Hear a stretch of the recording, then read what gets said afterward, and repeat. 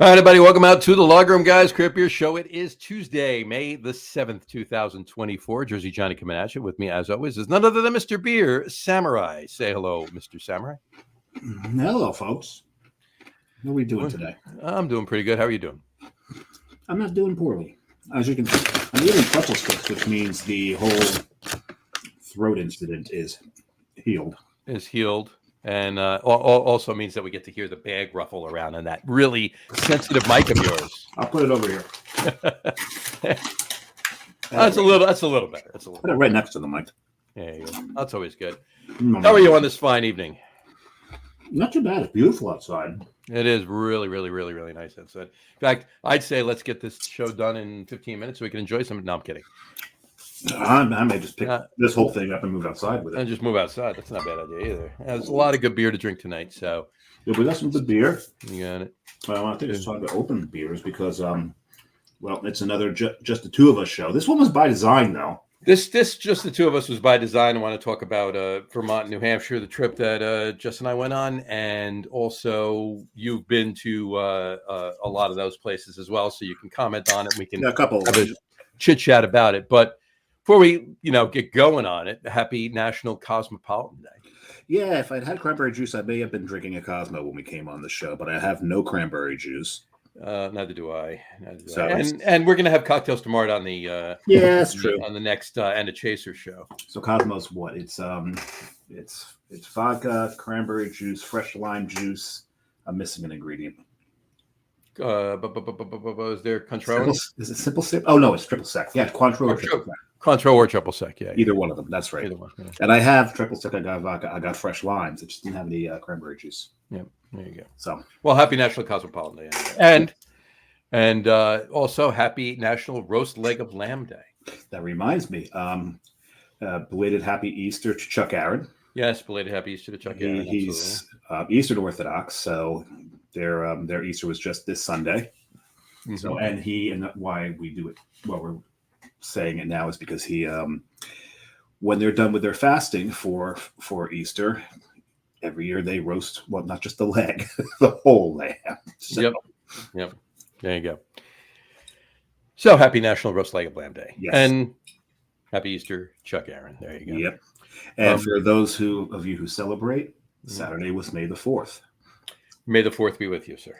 And also with you. Thank you. And it's the best part about that is Star Wars nerds have been replying that way to May the Force be with you forever. Right. And it was, I think, in the second season of The Mandalorian, one of the characters actually did it. That's great. It was someone said, May the Force be with you. And someone replied, and also with you. And you could ask Carrie. I went nuts. I'm like, oh my God. But I mean, that's the whole thing about Filoni, right? Is that he does things, he keeps the fans in mind when he does stuff. Yep. Exactly. And he's making some of the stuff that the fans love now canon. Exactly. So it's awesome. This popped up in my feed on Saturday too. It says, sorry nerds, 5/4 is Dave Brubeck Day. Yeah. He looks more like Tom Lehrer than Dave. Yeah, well, you know what? Actually, put that back up. Actually, well, it's Dave Brubeck, but it is Brubeck, but it looks like Tom Lehrer. You're right. It does. It does. It looks a lot like Tom Lehrer. There you go. Okay. Well, what's funny is, and I said this when I saw it. I sent it to a few people too. I don't know if I sent it to you. I thought I sent it to you. No. I said it now. Sorry, nerds. 5/4 is Dave Brubeck Day. Yeah, that's you have to be a nerd to know. You have to be a different kind of nerd to know. It's a whole different type of nerd. But I'm both, so I knew, So, but yeah, it's take 5. It's in 5/4 the song, and that's why it's Dave Brubeck Day. For those of you that don't know, take 5. Take the A train. Yeah. Yeah. By the way, there we go. Tom Lehrer. Yeah. Looking quite a bit like Brubeck. Definitely does. Yeah. But Tom Lehrer is from the 40s, so Brubeck looks like Tom Lehrer. Brubeck looks like Tom Lehrer, exactly. I remember usually every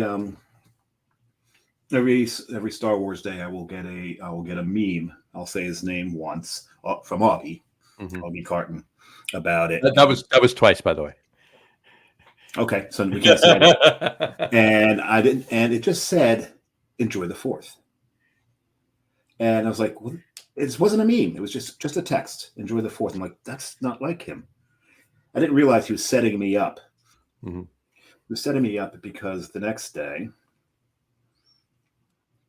and I'll make sure that you can't see the name who sent it because I don't think seeing it is going to hold the same feeling. And you can. This is what I get. Can't read it. May the 4th be with you. It says it's May the 5th. Now, no, for those just listening, these are stormtroopers. It says, "Damn, I missed it." There you go. So he was just setting me up for that one.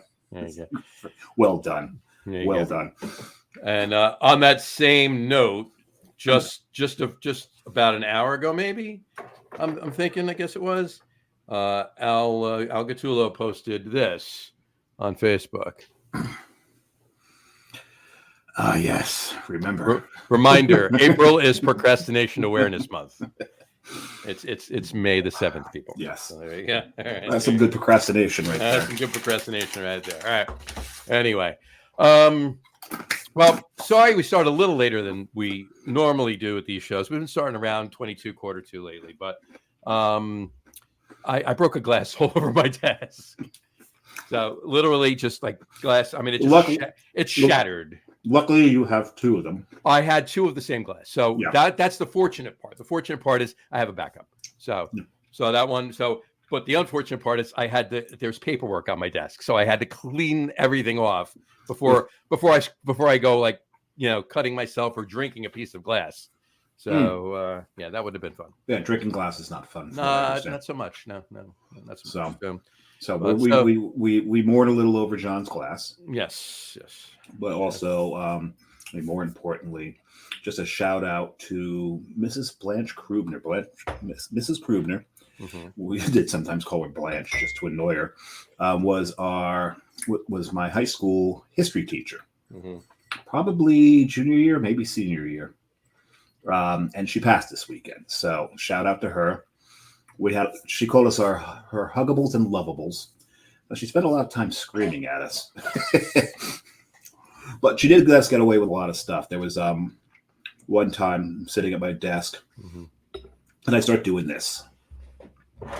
John, stop it. I just go,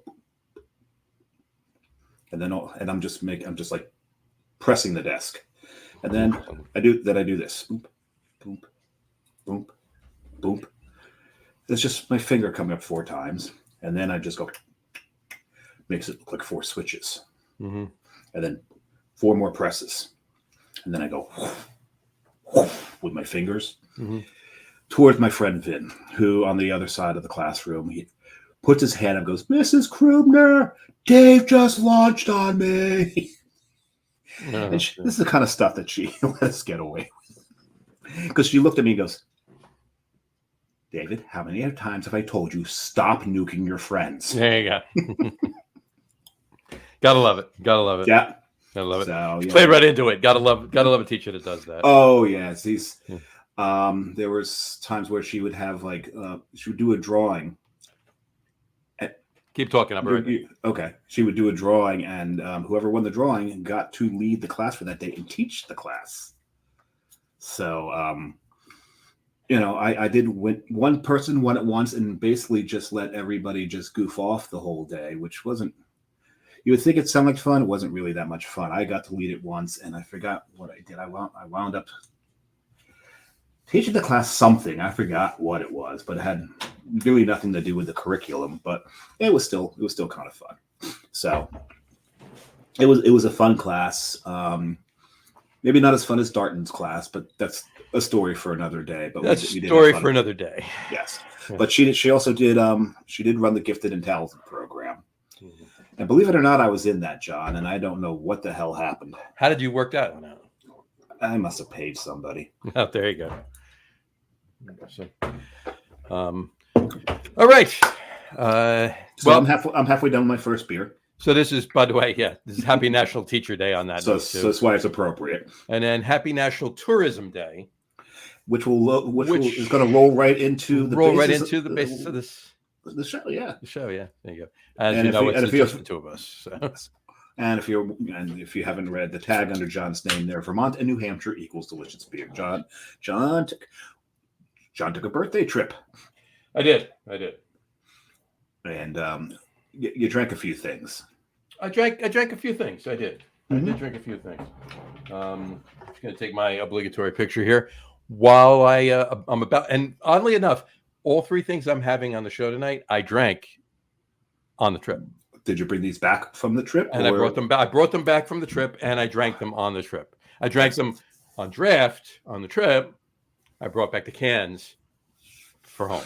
Because So you can't bring the draft. Because you probably could I bring could one bring the keg back. I could bring the draft home, yeah, but Well, you could probably fit all 3 sixtels in there. I could. Well, if I, yeah, but all the beers that I brought back, I couldn't fit all the sixtels for. That I need to try. No.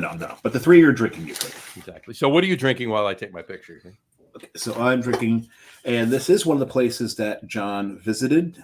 He did not bring this back for me. This is readily available in New Jersey, so I was able to find it. And that is the Von Trapp Bavarian style pills. So this one, this is. I mean, okay, it's a Bavarian style pills. They're from Austria, but it's very well done Bavarian pills. A little lighter in color than most Bavarian pills, but. Mm-hmm. And if you remember when I was in Germany, hung out with some of my Austrian friends. There you go. People ask what's the difference between Austrians and Germans. Austrians are a lot of fun. Mm-hmm. Not to say that Germans aren't fun, but they don't have the reputation of being a whole lot of fun. Austrians are boisterous. Germans, maybe not so much. Hey, you're Italian too, so stop Okay. about that. Anyway, I was waiting for something. Yeah, cool. And I will, on that same note, I am drinking a Von Trapp Kolsch. And that is a yum beer. Mm-hmm. Yeah. And that one right now. And hold on, I'm drinking it out of my new Von Trapp. Very nice. Dimple mug. Dimple mug. Fortunately, this was not the one that broke. That would have sucked. I'm wearing my new Von Trapp cap. And the thing is, if you had dropped the dimple mug on your desk, it probably would not have broken. Wouldn't have broken, no. You have to dimple mug. I have dropped a couple of dimple mugs. I've never broken one. They're kind of hot. But you still got you still got the price tag on it. I know. You just saw it on the screen, didn't you? No, I knew it was there. I just okay. put it on. I'm like, I took too long to clean the glass off the desk. I'm like, screw it. I just put the cap on to start the show. This is fantastic. This Kolsch is really good. They do some good work there. So now, oddly enough, Von Trapp is the last brewery I visited on this trip. Let's talk about it first. First thing you're drinking. First thing I'm drinking. So we'll talk about it first. I have to. I meant to. I tried to get pictures up on the screen, but it didn't work out too well. So I'm gonna zoom in on this and show you best I can on my camera phone. I'll post these on the. Yeah, that's beautiful. Now but you see in the background, the mountain. You can see the mountain, yeah, but you can see the Stowe ski trails. Oh yeah, that's not something hanging off the tree. That's actually a ski trail. Yep, it's absolutely gorgeous up there. It's literally like a mile and a half from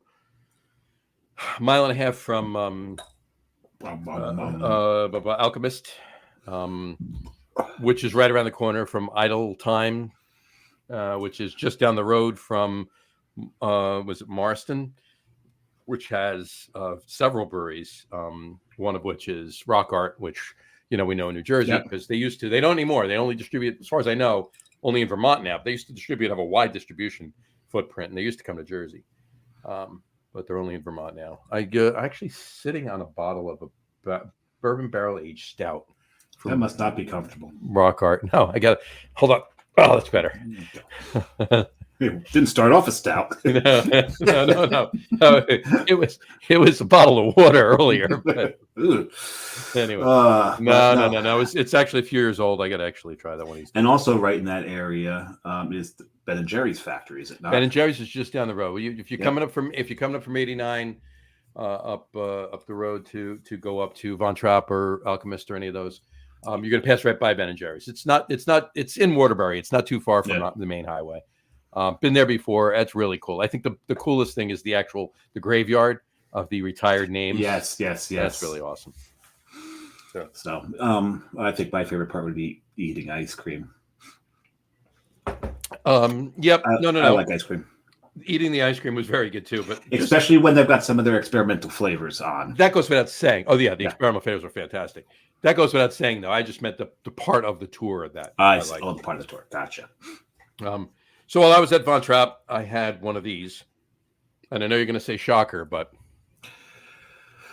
That looks to be a Wiener, a Wurst of some sort. I would think it would be a brat. It would be a Wurst of the brat variety. Yes, you're absolutely. That is brat on some sauerkraut and some Kartoffelsalat. Huh? That would be correct. And it was fan-friggin-tastic. Yes. Potato salad goes with everything, apparently, according to the Germans and Austrians.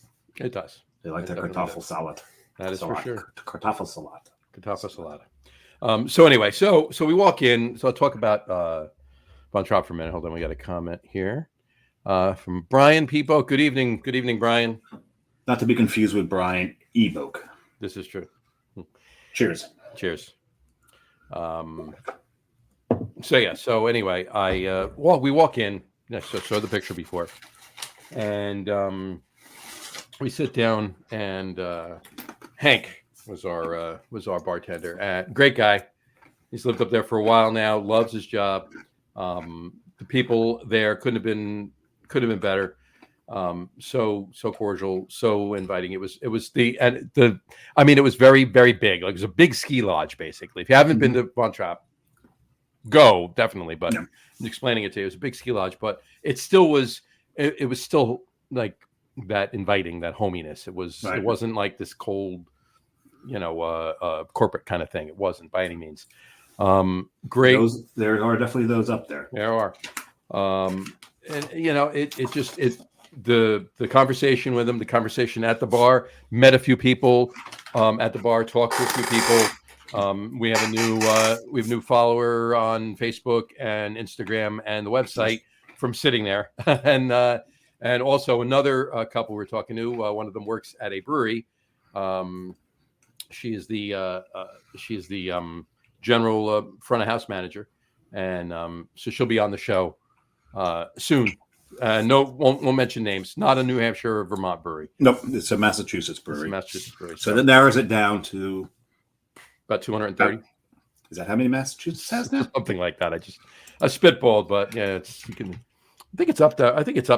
It's either high 100s or low 200s. Let's see. Well, you keep talking while I look this up. I just had to take a sip of my Kolsch. Well, you do that. I did. It is 130. 130. I was 100 off. There you go. You're 100 off. 100 off. So there's more breweries in New Jersey than Massachusetts. Wow. That's shocking. Well, you got to remember, before we had the brewery explosion, we had the largest distribution of beer into the state. That's true. That is because we do love our beer. We're huge beer drinkers here. Mm-hmm. We're making a lot of it.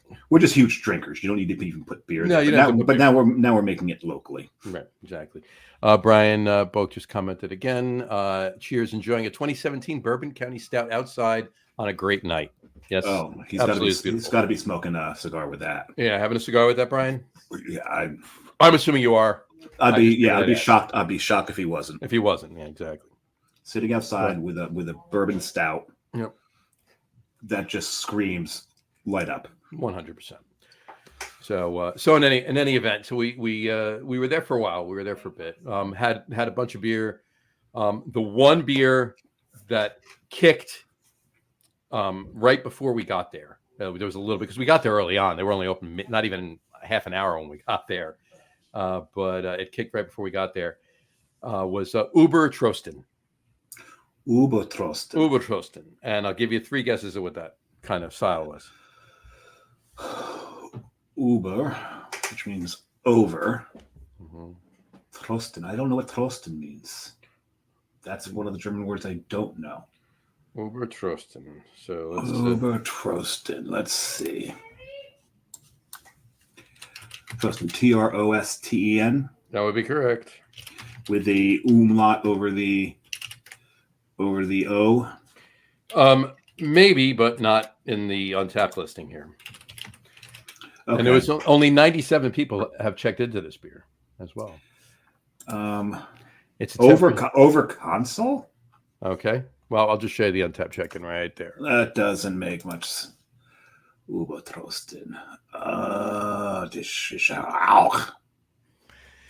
She is a rock beer, yes. The She's super not a- version of their smoked dark lager, extra strength, extra lagering time, extra comforts at 10% Rauch. So Trosten is So the regular. it's a verb, so it's not console, it's console, comfort.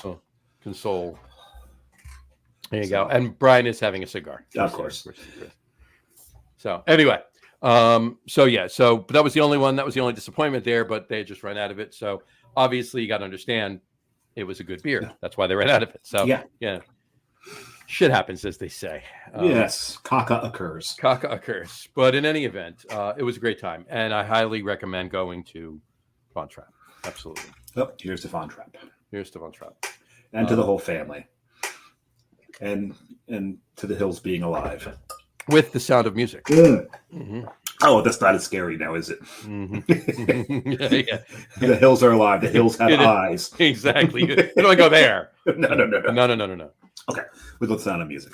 Exactly, sound of music. Yeah, Von Trapp. So anyway, and that movie taught us all the names of all the notes on the scale.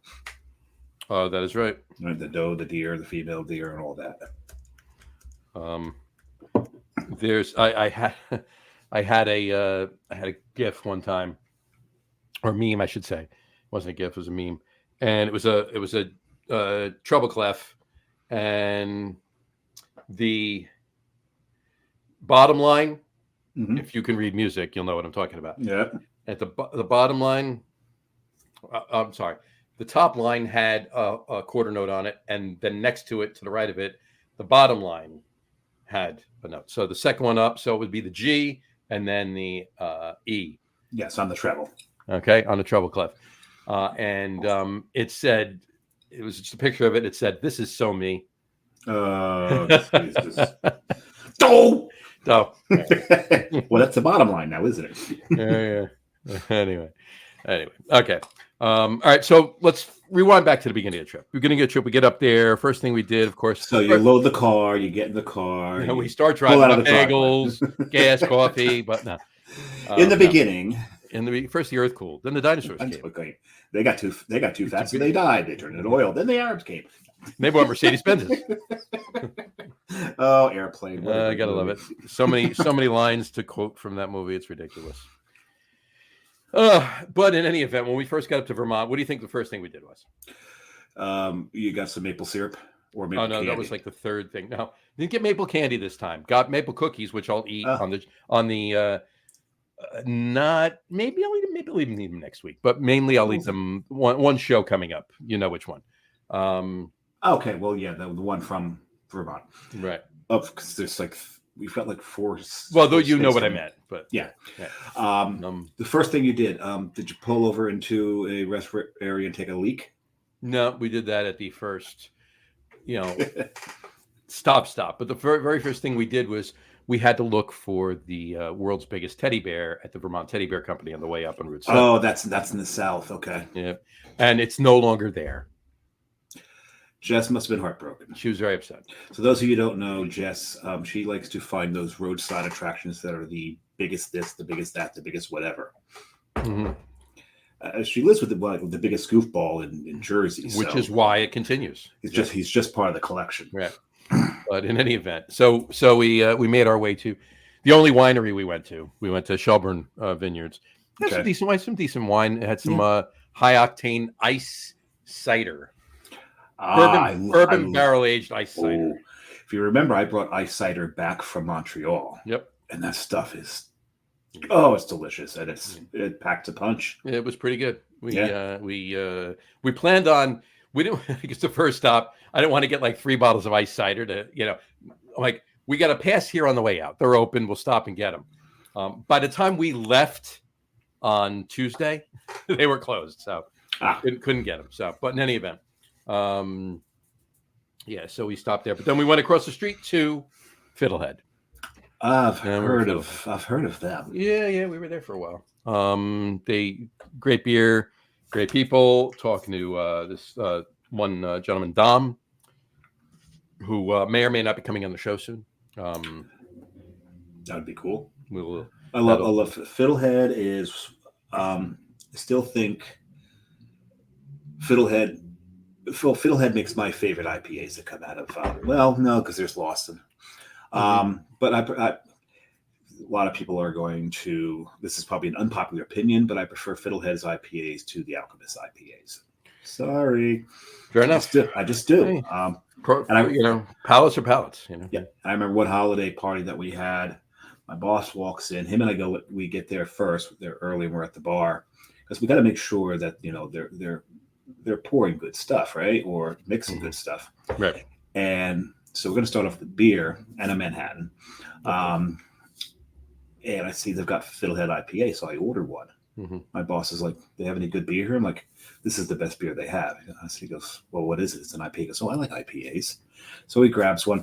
That's what he other than like 3 Manhattans and 3 martinis. Everything else he drank were Fiddlehead IPAs. Fiddlehead IPA. Yeah. He doesn't remember getting home that night.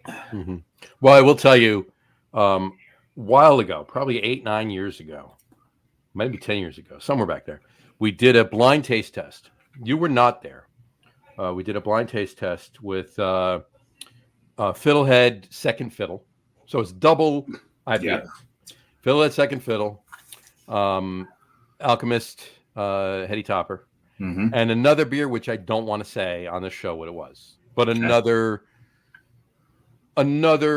local New Jersey double IPA. But we'll leave it at that. No need to guess, but it was another one, right? Okay. All right. Fiddlehead blind taste test. There was 8 of us. Right. Okay. Except for one. I'm sorry. Everybody unanimously, Second Fiddle was the best. Nice. Number 1. Across the board, except for one. So 7-1, the local New Jersey one was number 2. And 7-1, Heady Topper was the third of the 3. While they're all great, of those 3 that day, that was the voting. We had done an IPA blind taste test. I think Gene was there. I think Coop, myself. I think there was a 4th. It may have been the Duck. You don't know the Duck. He's a big Oregon fan, so I called him the Duck. There you go. And we had Heady Topper. We had Pliny. We had Fiddlehead. And we had O-Dub. Okay. Fiddlehead took first. O-Dub took second. Pliny took third. Heady Topper was the 4th. So to this day, I still maintain that Heady Topper's popularity and adoration came because it was so hard to get. Just like West Flattering. It's 2 things, right? It was so hard to get, and all of those other beers came after. Heady Topper. Okay, so Heady Topper broke the mold, if you will. Everybody else improved upon it. Yeah, Pliny was probably the second one in that group. Keep in mind, historically, right? Keep in mind that Alchemist has done other double IPAs. Yes. I actually prefer. I prefer Focal Banger, but I'm still not a huge fan. I prefer Focal Banger to Heady Topper. I actually prefer the Crusher to both of them. I agree. For me, it's Crusher 1, right. Focal Banger 2, Heady Topper 3. But then again, your palate and mine are very similar. Right. I remember my brother once. He was in Minneapolis. He asked me, he's like, "What should I go get?" He goes, "Well, where should I go?" It's like, "Well, you need to go out to Surly." He goes, "I just had their IPA down in the lobby, and I wasn't that fond of it." Right. I was like, "Well, you had Abrasive."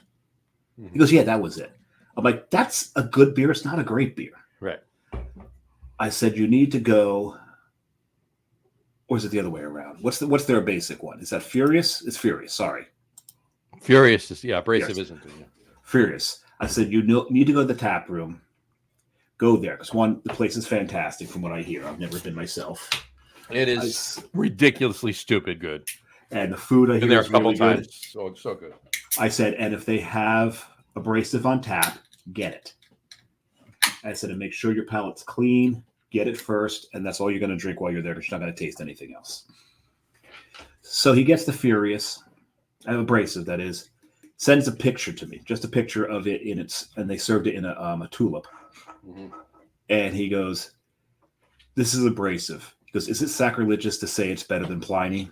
I said, no, you'd, as far as my palate's concerned, you'd be accurate. So a lot of these beers that we hold as legendary, they were legendary because in their day they were the best. Right. Well, that's what I'm saying. In their day, they were the best, and at that point, they're not going to change the recipe, right? They're not going to say, okay, well, people are improving upon this style of IPA. Let me make this better. No, that's a classic. You leave that beer the way it is, and you improve upon it, but make something else. Do something else. That's where this is going, right? Alchemist makes great beer. Hetty is a classic beer. That's all. It's still good. A lot of people appreciate the newer stuff. But it was also groundbreaking. It was very groundbreaking. 100%. It defined the New England style. Mm-hmm. No, right? Was it not the first New England IPA? Well, maybe it was not the first IPA brewed in New England, but was it the first any IPA? It was the first any IPA, but it holds very few characteristics of a current modern day. Exactly. It developed. It wasn't a hazy per se. Right. So, okay, exactly. I'm on my second. You on your second? Yeah, I just poured my second. I poured my second again. I don't have any other Vermont beer in the fridge, but I got really close. I got upstate New York, and because you'd gone to Vermont, I decided to go with a maple cream porter from Racket River Brewing. You know, you're making me jealous. I mean, I'm drinking great beer here, but I'm jealous of what you're drinking. So, well, here's the thing, John. This is not cabin fever by any means. Okay. So don't be too jealous. Okay. And when we say cabin fever, this is Smug Brewing, and I really need to get to Rob and ask him if he's ever going to brew cabin fever again. Apparently he did while I was up there. I just couldn't. The brewery was closed while I was there, and they don't distribute. It's packaged goods out of the tap room. And this is the tap room this is the packaged goods out the door of the tap room because you couldn't go in during COVID. And they're the brewery that got me through COVID. And I think I helped get them through COVID financially. You probably did. But this is a good beer. It's cabin fever. It was basically like taking a bottle of Vermont maple syrup and just upending it. And then you got drunk off of it. Fair enough.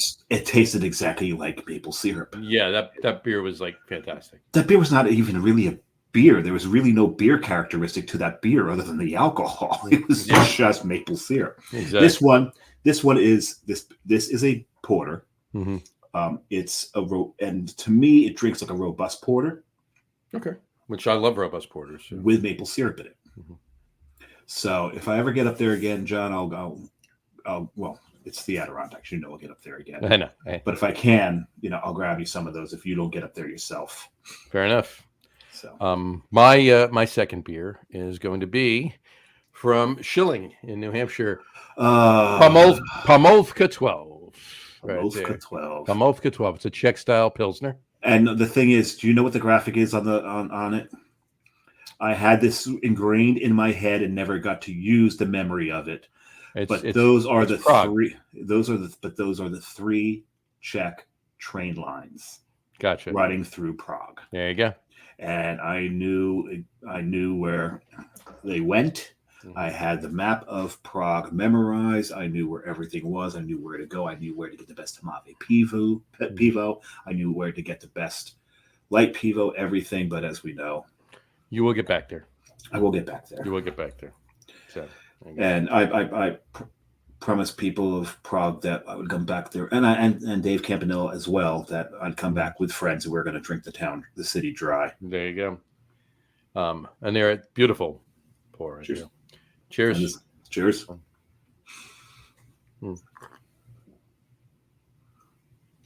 Now, oh my God, that's so good. I got to say something. This is better. Oh, that's such a light bready, clean. And it's a light bread. It's a Czech, Pils by any means, but it's not Bavarian or anything. It's not a German bready Pilsner. It's definitely light. It's Czech. It's true to style, but it's like good sauce. Great sauce. I mean, this is fantastic. And I had one of them again. Here, I'll pull this up. These were all pictures, by the way. Thank you, iPhone, for formatting every picture I take in HEIF. Or HEIC or whatever the hell it is. So that StreamYard doesn't allow me to import the picture directly into it. I actually have to change the, adjust the picture in it. So in any event, here is my picture of my Palmovka 12 while I'm about to eat in Chile. Hey. Wait a second. You brought my glass with you? I brought your glass with me. Look at that. This is actually, and John knows this because it's on the show all the time. It's one of my favorite glasses to drink out of. I didn't want to get 2 glasses at Schilling, so the other glass I got you'll see on a future dated show.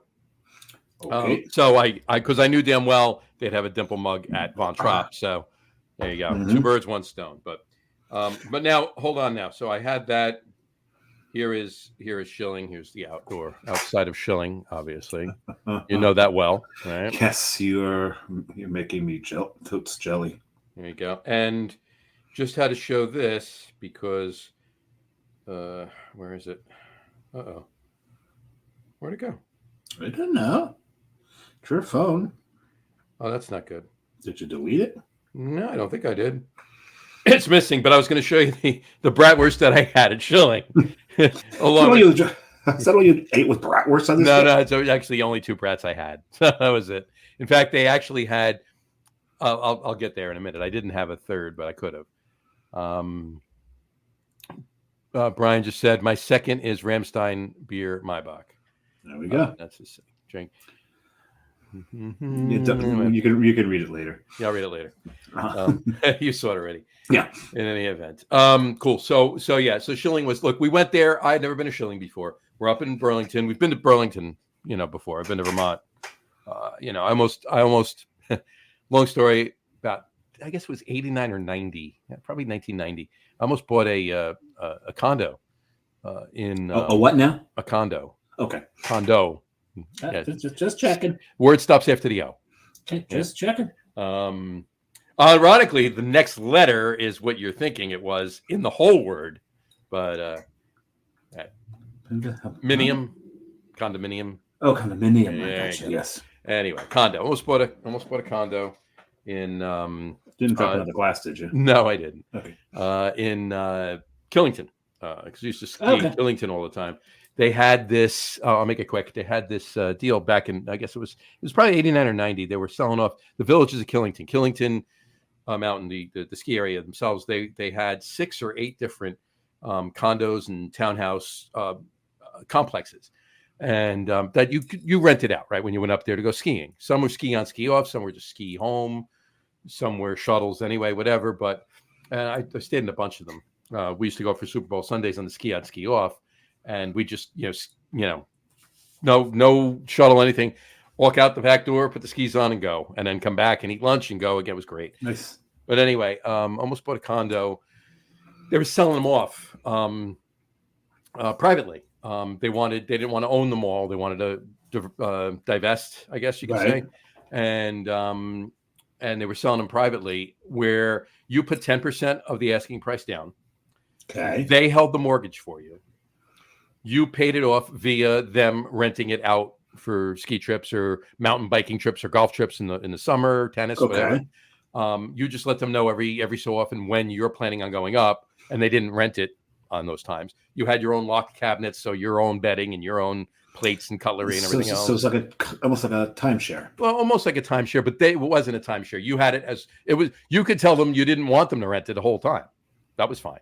But it'd be stupid, right? Because they took those rental earnings went towards your mortgage, nice. and went towards your mortgage, and went towards your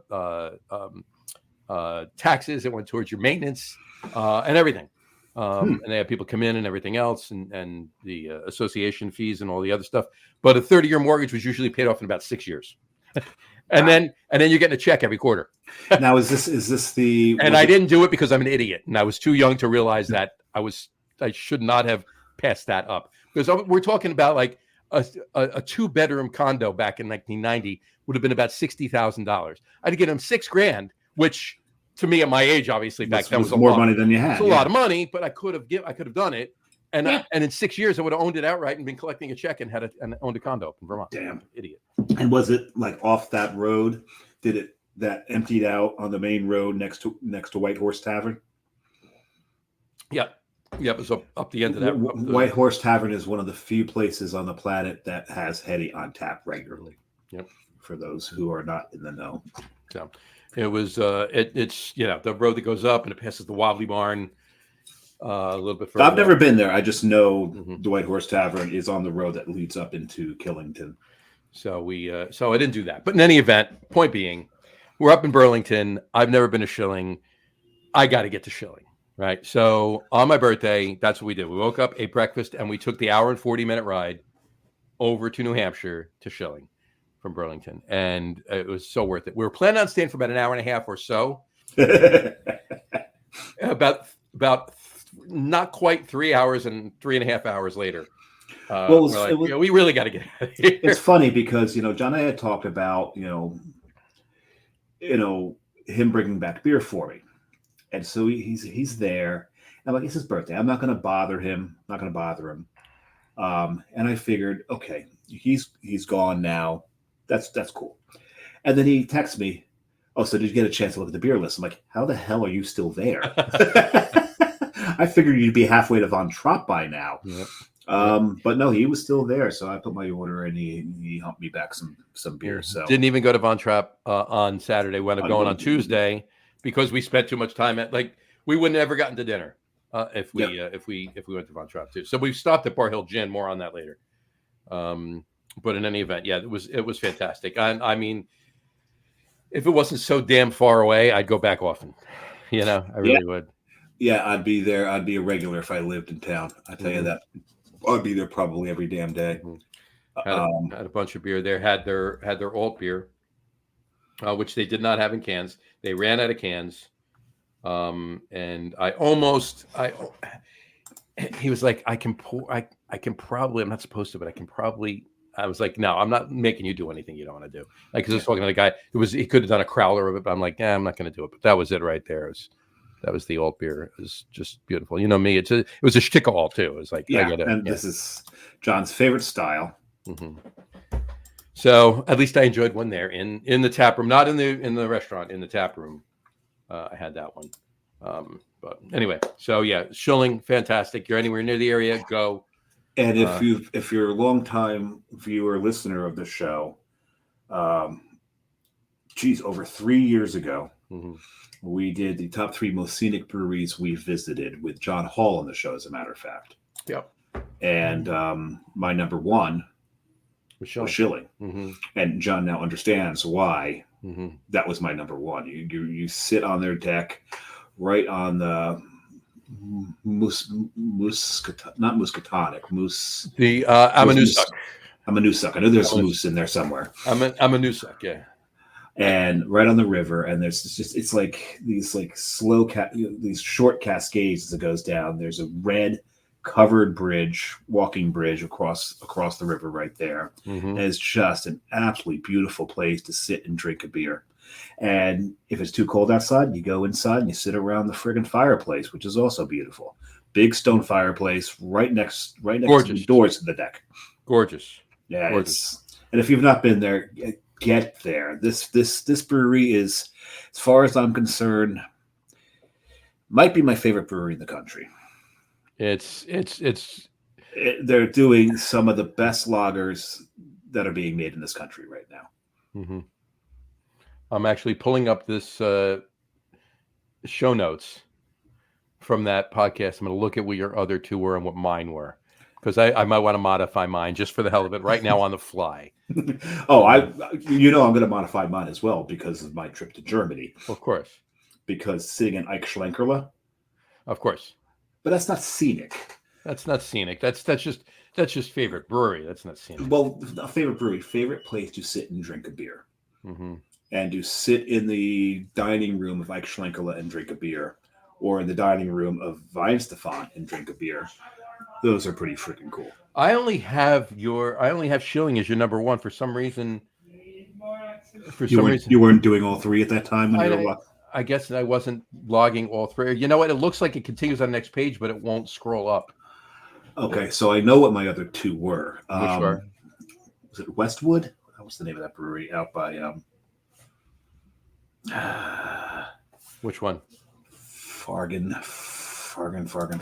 It's in New York State, west. I can't remember the name of the friggin' brewery right now. West something in New York State. Yeah, it's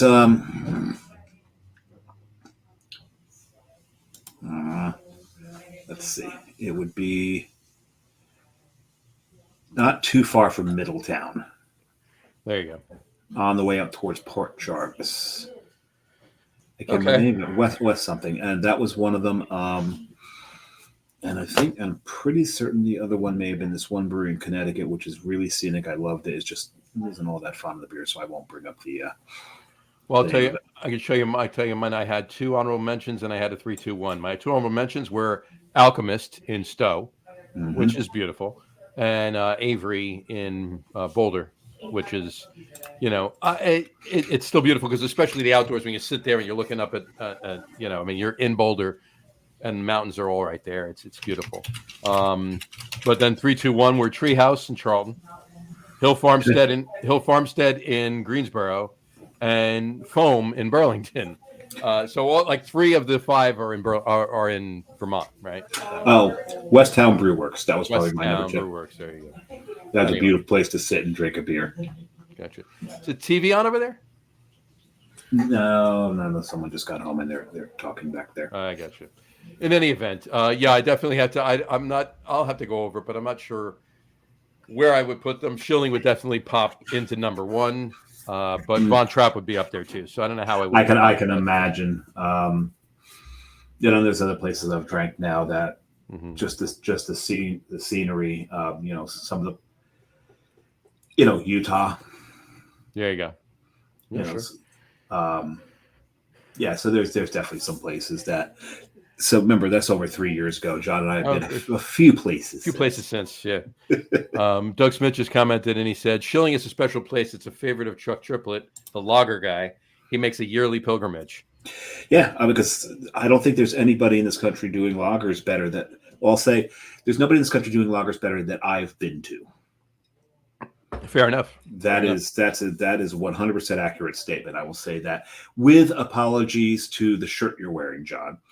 Yeah, no, that's why I kind of where I wore the shirt today. Bird's Mouth. They do some great lagers, but it's New Jersey's only lager only brewery. There's a lot of breweries that do great lagers in New Jersey, but they also do some ales and IPAs. And I really don't think he'd have any issues with me saying that Schilling makes the best. I honestly don't think Andy would be that upset with you saying that. He'd probably agree. Yeah. And I'm not posting that right now. So. No. Sorry. Because the game's not over yet, Doug. So we'll see. In any event, hey. Not for nothing. This series worried me big time. Is that I've never rooted for the Islanders. This is the worst one. They get past this. They get past this series. They're winning the cup. They'll fly through because they always have a problem with Carolina. Yeah. The fact that they won that first game. Mm-hmm. But then again, these games are at home. Then they got to go to Carolina and try to win. Yeah, so they have to win. That's their biggest roadblock. So I mean, they're all their lines are good. They really need to pull us out tonight. So we'll see what happens. But in any event, back to beer. And Doug, just go Bruins. Yeah, okay, go. Not for nothing, Doug. If the Rangers get knocked out, I will root for the Bruins because John knows my rule. Mm-hmm. If the Rangers aren't in the playoffs, I root for any original 6. There you go. Yeah, it has to be an original 6. I root for an original 6. Mm-hmm. And the Bruins are the other of the Northeast pairing of the original 6. There's the Midwest pairing of the original 6 and the Canadian pairing of the original 6. That is correct. So, you've got Montreal, Toronto. Toronto's out already. They put up a bigger fight than anyone thought they were going to.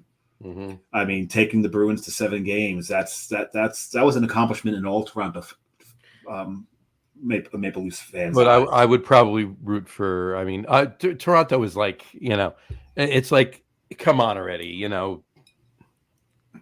Anyway, Do something. Do something. Like with a stick, do something. Yes, Do that something. that means do Okay. something. But before Chicago or Detroit, I'd root for Boston. So Yes. Oh, when it comes, I don't know. it's Leafs fans. How do they stand it? I know. Yeah, you've got the friggin' Hockey Hall of Fame right down the street from your stadium, Yeah. and they've been traditionally the worst of the six over the past maybe 30, 40 years. Yeah, I mean, and we've probably and the Rangers probably been this. Maybe well, yeah, but I mean, at least the Rangers, like what they make a run, they get deep, and then they screw up, right? They've won the last cup they won was 30 years ago. The last cup before that was 54 years before that. So 2 cups in 84 years. Yeah, I mean, and most of that time there was only 6 teams playing. And you know what? When most of the 54 years, I mean, the last time the Maple Leafs won the Stanley Cup, I was 15. I was going to say 15 days old. John wasn't even born yet. I wasn't even born yet. Yeah, exactly. So there you go. I was just a little over 2 weeks old last time they won a cup. 1967. Yeah. Yep. What was that? Anyway, all right. And that's when there were so few teams that they managed to finish the Stanley Cup playoffs in May. There you go. Yeah, exactly. Yeah, there was only 6 teams. So 4 make the playoffs, 2 don't. Yeah, and two series and it's done. Yep. Yeah. So anyway, all right. So Schilling. Yeah, I definitely got to get up there more often. You got to get there more often. We got to figure out a way to get up there together. The best way to do it, and I know you didn't have the time to do it, but the best way to do it is get to Hill Farmstead when they open. Mm-hmm. Relax in the sun out on one of those benches. Play with the puppies that are there, drinking Hill Farmstead beer. Mm-hmm. Then pack it up, and hopefully it hadn't been raining a lot because you're going to have to slog the car through mud. That dirt road, when it rains. It's brutal. It's fucking brutal. And then take the back roads. It's a beautiful drive out to Schilling from there. Mm-hmm.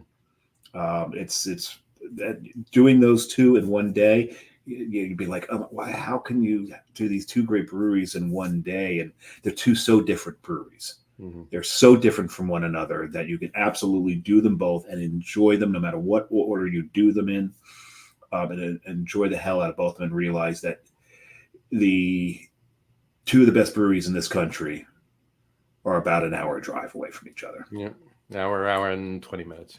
Yeah. So, well, yeah, it's an hour once you get past the dirt road. Right. Yeah, exactly.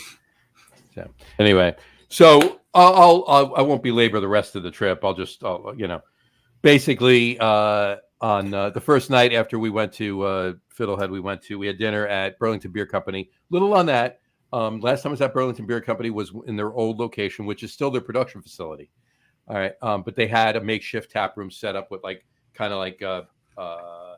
if memory serves, it was barrels, with rope and everything else. And you went in and there was a bar set up on one side of the walk-in cooler with taps coming through the cooler. And, your typical old school makeshift tap room in a production facility. Right.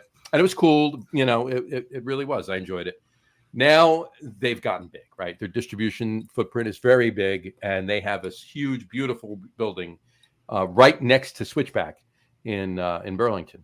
They make some tasty beer there, and they do make some tasty beer. And now they're making as does Burlington. Sure, and they're making all the Burlington's making all their beer in the production facility too, the old facility. They're barrel aging, and it's the tap room with a restaurant and a bar and everything else.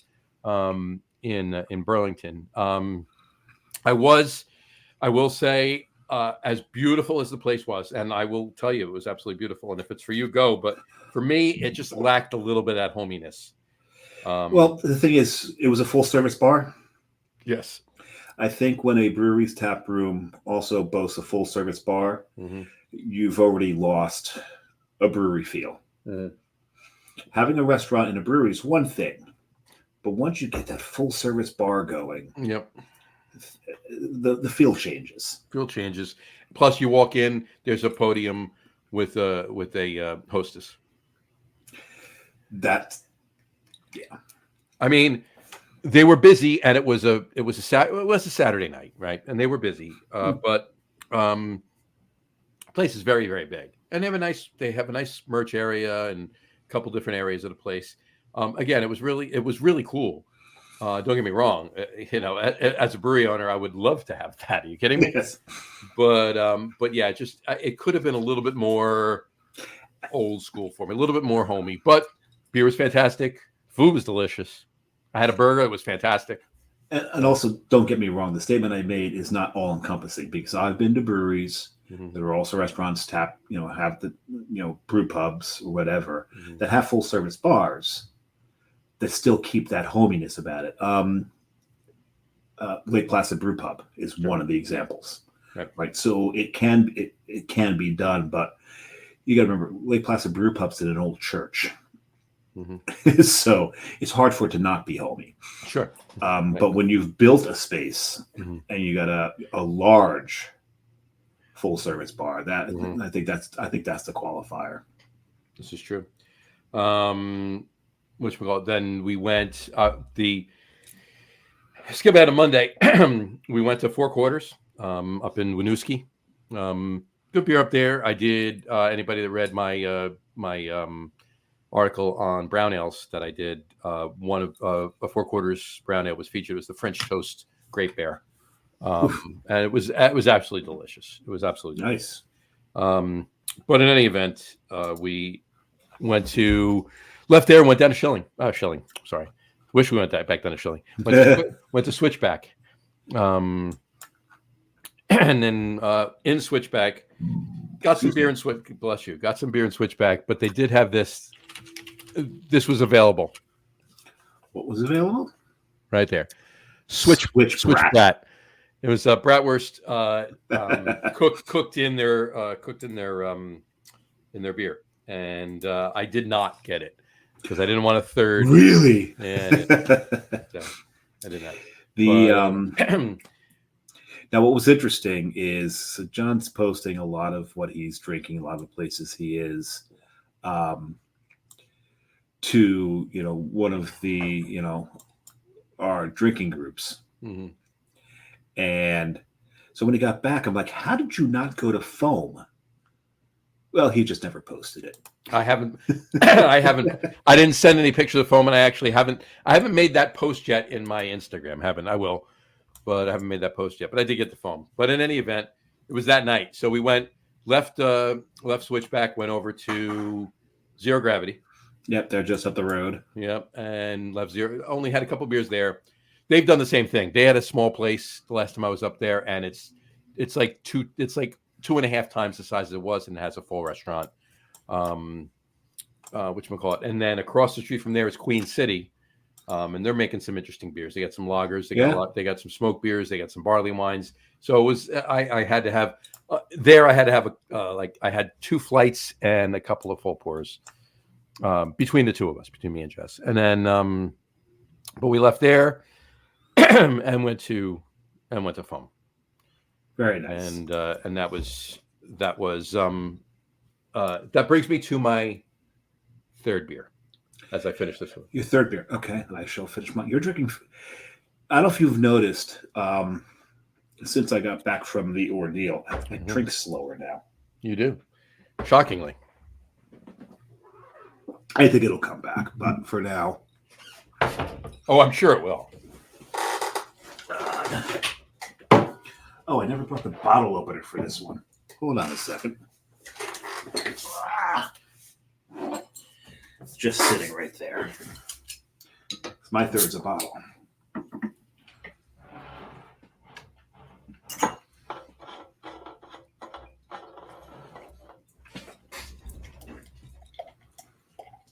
Taking the what are you taking? You're taking your obligatory picture. Taking my obligatory. So you got to let me know these things so that I can go ahead and fill in.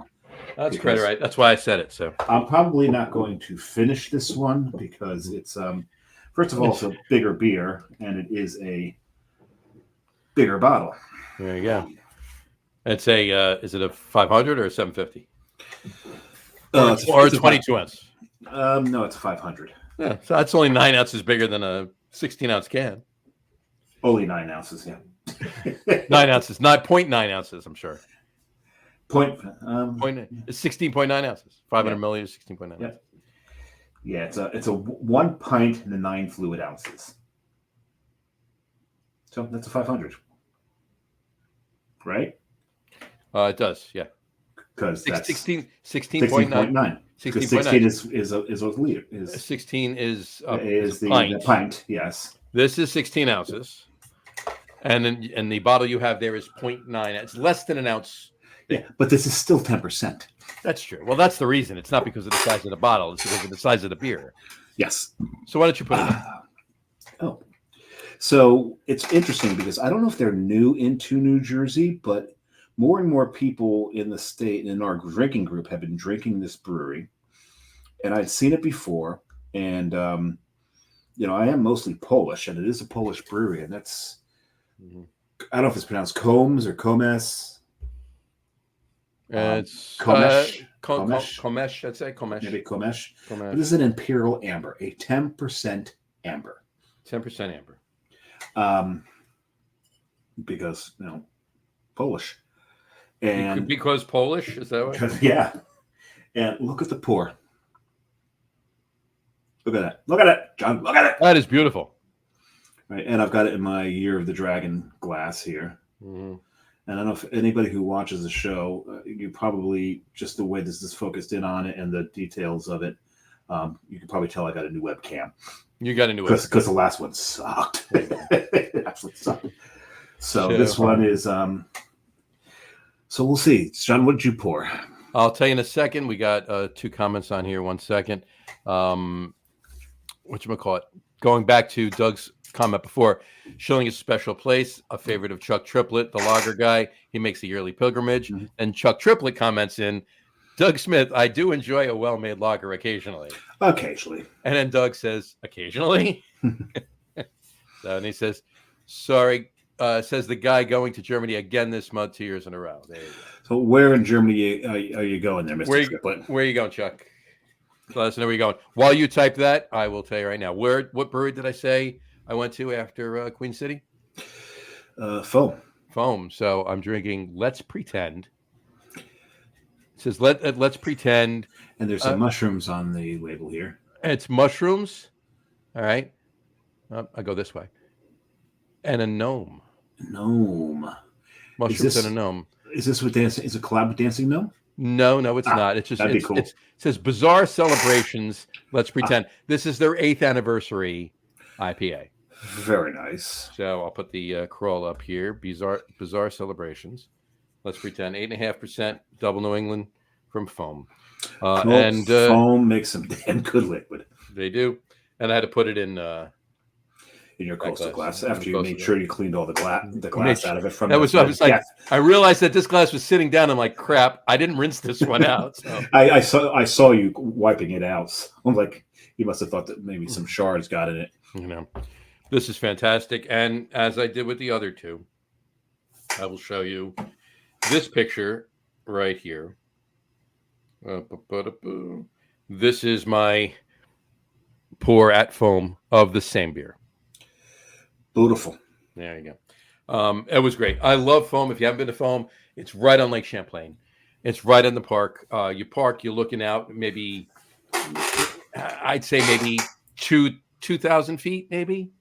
So maybe a quarter, not even a quarter. I can't say quarter of a mile because it's really not that far. You can look right at the whole lake from the windows of the whole lake. Well, not the whole lake, but the whole across. You can see you can see the mountain. You can see the mountains in New York across on the other side of Lake Champlain. Right? Exactly. Yes, it's beautiful. And Champlain is technically the 6th Great Lake. True. And there is a reason that they proclaimed it a Great Lake. This beer is phenomenal. By the way, I just hold that thought. This is, I mean, there's a little bit of bitterness to dry it out at the end, so it's not cloying, it's not lingering. It's sweet but not sweet, not overly sweet. It's nice and juicy. It's an 8.5% beer. I feel like I'm drinking a session IPA. That's what's scary about it. All right. Okay. So good, this beer. Conversely, this 10% amber that I'm drinking Tastes like a 10% amber. tastes like an 18% amber. Ooh, have fun with that one. Whoa. Actually, it tastes more like an 18% very young, thin barley wine. Ooh. Not Not necessarily in a good way. All right. Whoa. Like a very hot, not aged enough barley wine. That's what you're saying. Wow. I don't know. If you probably were looking at the time, you didn't see my face after I tasted it, did you? No, I didn't. Do it again. Let me see. I don't know if I can recreate that. Oh my God. This is a booze bomb. Oh, that's great. Love it. And I've had so many 10% beers that just, drink like they're 6 or 7. This thing, wow.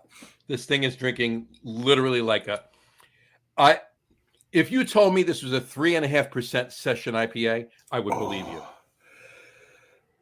If you told me this was kudos, foam, fantastic.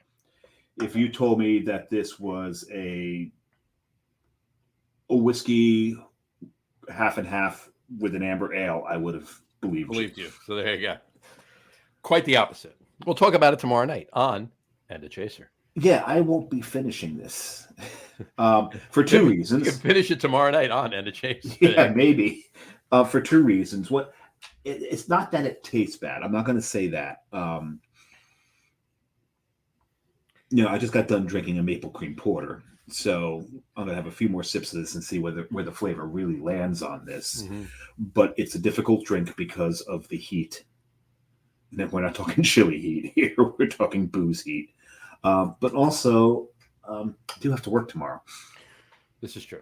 So I don't think I'm going to get myself completely tanked on this. I mean, I did drink 2 lower alcohol beers that were in the just a little 5 point something, and the lower end of 5 point something. I think I had a 5% and a 5.3.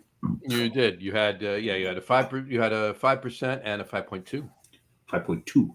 Mm-hmm. So and now this. Well, sip on it. Maybe as it warms, it'll open up a little bit, and you can enjoy a little bit of it. So. Yeah, I probably should have sat this off the ice packs for a bit before I opened it. Yeah, just hold it in your hand while we talk. You mean like this? Just like that, right? Exactly. It's exactly what I'm doing. It's the whole reason I actually poured it into this glass, because it lends itself. There you go. Because it's snifterish. It is. I love Belgian tulips, and I particularly love the Duvel art glasses. Oh, the Duvel art glasses are gorgeous. I love them. I've got a few of them, and I've got that one with the bats on it, which is my favorite. And where's that one? No, it's great. Oh, it is over there. Okay, it's not in a box of storage. No, this one's not in a box. Hey. My other 2 are the one with the pornographic blue meanies. Mm-hmm. And then there's another one that's, I can't even describe what it looks like, but so I do have 4 of them. And this is my latest acquisition. Obviously I picked it up recently because it's the Year of the Dragon, which happens to be 2024. There you go. The last time it was Year of the Dragon was 2000? No, 2012. 12 years. So 12 years. Yeah, 12. I was just thinking because so it wasn't 2000, just also it was. Yeah, I was thinking that because the Year of the Dragon Hawaiian shirt that I have is from 2000. Yeah. So just to finish up on foam, great place, amazing. If you're in Burlington, and you don't get the foam, you're stupid. You're stupid. Yeah. So just or you don't drink beer. A couple other things about the trip. Food, fantastic. It was called Pascolo's. It's an Italian restaurant right on Church Street in Burlington. Amazing food. Now here's the thing. When we're outside this area, it's rare that we ever go to an Italian restaurant. Mm-hmm. It is true. And the same's for you too. So this place must be really good if you went. We went. Here's the thing. We read a lot of reviews. It was between that and a steakhouse, and couldn't get a reservation at the steakhouse, and they were closing early. I'm like, you know what? I want to stay out a little later. Plus, we were getting back from the trip to Schilling too, right, that night. Yeah, so it was your birthday dinner. Right. So let's go and try it. And food was fantastic. It was so good, we went back for lunch on Monday. Nice. So sat at the bar then. It was really good. People in there were great. at the bar, talked to the bartender on Monday, which we talked to on Sunday as well. The wait staff was amazing. Great people. I'm hoping I don't go blind from drinking this. You'll be fine. Did get to it. Did get to a couple of bars. Went to the Whiskey Lounge. It was just off of Church Street on Banker College. Great people. Great bartender in there. Great people in there. Great cocktails in there. And in fact, I'll be honest with you, I did not have a cocktail. Just had a couple cocktails. I had a couple of whatchamacallit, dark rye. The Buffalo. Oh yes, you did post that up. Yeah. Hello.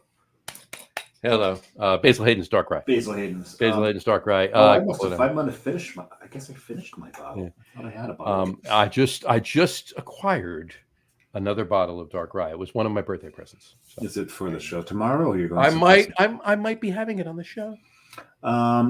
So we're talking about the Anna Chaser podcast, which we do with the beer whisperer, whiskey whisperer, Tom Mulvihill. That'll be tomorrow, about the same time we started this show, probably a little earlier, because hopefully John won't break a glass before that show. Right, and I also do the sports podcast at 7:30, 7:45 as well. And I'm not going to tell you what I'm drinking just yet, as far as my bourbon's concerned.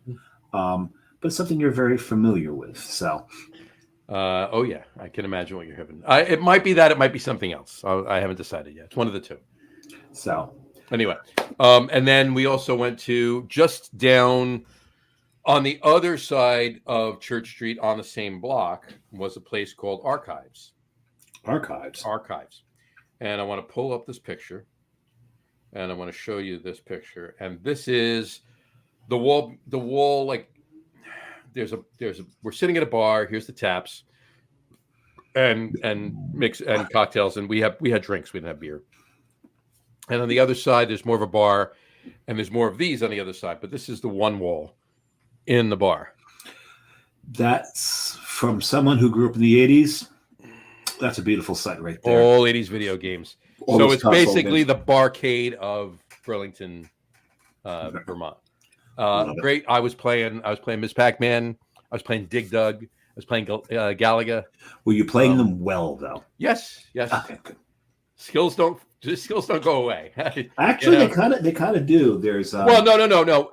Make no mistake. My first quarter, I kind of screwed up a little bit, but second, third quarter, they came back. Like the muscle memory of eventually 40 years ago, came back. I remember 5 years ago, came back. I remember when I took Meathead to Barcade for the first time. We walk in, he's looking at the tape. The tables are interspersed around the games, and he looks at me, and goes, "It's a shame we can't play these things." He thought they were for decoration. I'm like, dude, the bill changer is right over there. He goes to the bill changer, gets himself some quarters. He goes over to Punch Out. Oh yeah. His very first quarter, he loses to Glass Joe. I'm like, need some refresher. Got a little refresher on that one, right? Then he finally makes it. By the time we left and we had to drag him out of there, he made it to Iron Mike. So I did. I played Dig Dug first, then I played Galaga. I played Missile Command. I played 4 games, and then I played. I'm actually better at Missile Command now than when I was younger. And then I played Miss Pac-Man last. But what's funny is by then all the muscle memory was coming back, right? I literally had to just purposely get eaten by a ghost 3 times to get, because Jess is like, okay, she finished her cocktail. I was done. They were about to close. I'm like, I was literally on level 12. I'm like, all right, forget it. I'm done. What was your best game back in the day? A lot. I probably played Donkey Kong and, oddly enough, Cubert more than anything. Okay. But Galaga, it's Space Invaders, but Galaga was probably number 3. What are the Defender? I'm not saying your favorite. What was the one that you would consistently put up the high score on? Oh, probably Miss Pac-Man, honestly. Okay. Mine. Well, you remember Dragon Slayer? Oddly enough, Ms. Pac-Man, not Pac-Man, Ms. Yeah. Pac-Man. Don't ask me why, but Ms. Pac-Man. Remember Dragon Slayer? Of course. I could beat it. I never beat Dragon Slayer. I got far a couple times. I could beat it. As a matter of fact, my home arcade, if I went and I put my quarter up on the console, everyone who was waiting to play would take theirs down. They're like, because they wanted to watch. They wanted to see how I beat it. They knew, oh shit, it's Dave. He can beat this. And they'd all take the quarters down. Right. But my game that I would consistently put the high score up on, my favorite one to play was Sinistar. Sinistar was good. Loved it. I probably did. I gave up on Space Invaders early, obviously, with all the other games that were coming out. Yeah. But I was always, leveling up all the time on Space Invaders. Donkey Kong I got pretty far into. I'd say Donkey Kong was my first. And Q*bert I played a ton of. Those two I got pretty far on that. But I would say Ms. Pac-Man, I don't know why. Pac-Man I got far on, but I don't know what it was about Ms. Pac-Man. I guess it was just the actual paths of how they had them set up. The pattern. The pattern, right? Yeah. I literally could play that until I didn't want to play it anymore. Every time. Because it just kept going, right? You didn't win it. You just kept going and going and going and going and going. Yeah, it wasn't like Dragon Slayer. Right.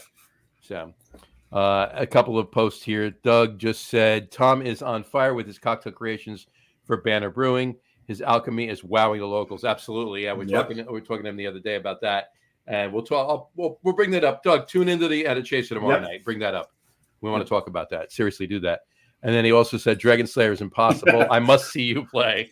I actually found one. All right. I will, Doug, I will get an old video game of Dragon Slayer and put it in the brewery, and Dave can play it, and you can stand there and we'll watch. There we go. It'll probably take me 3 months to get it all back.